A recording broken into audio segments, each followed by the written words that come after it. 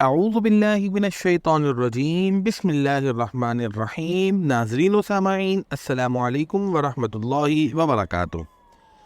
ناظرین، حضرت موسیٰ علیہ السلام کی قوم میں ایک بہت دولت مند شخص تھا۔ اس کا نام قارون تھا۔ اس کے پاس اتنی دولت تھی کہ اس کے خزانوں کی چابیاں ایک بڑی جماعت اٹھاتی تھی۔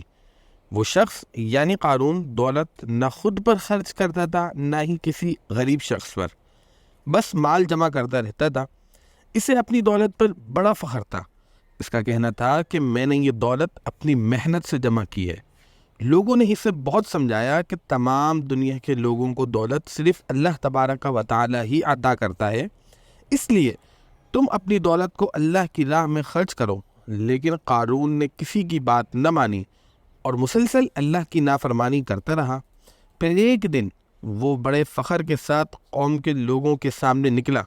جو لوگ دنیا کے طالب تھے وہ اس کو دیکھ کر کہنے لگے، کاش ہمیں بھی قارون کی جتنی دولت ملتی، یہ کتنا خوش نصیب ہے۔ لیکن جو لوگ اللہ سے ڈرتے تھے وہ کہنے لگے، نیک لوگوں کے لیے آخرت میں اس سے بھی کہیں بہتر انعام ہے۔ جب قارون اپنی سرکشی سے باز نہ آیا تو اللہ تعالیٰ نے اسے اس کی دولت کے ساتھ ہی زمین میں گاڑ دیا۔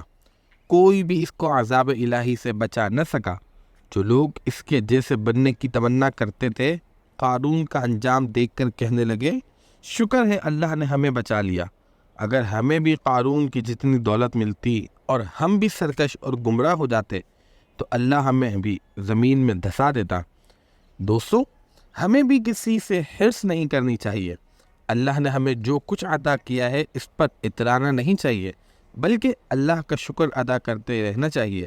کسی کو حقیر اور کمتر نہیں سمجھنا چاہیے۔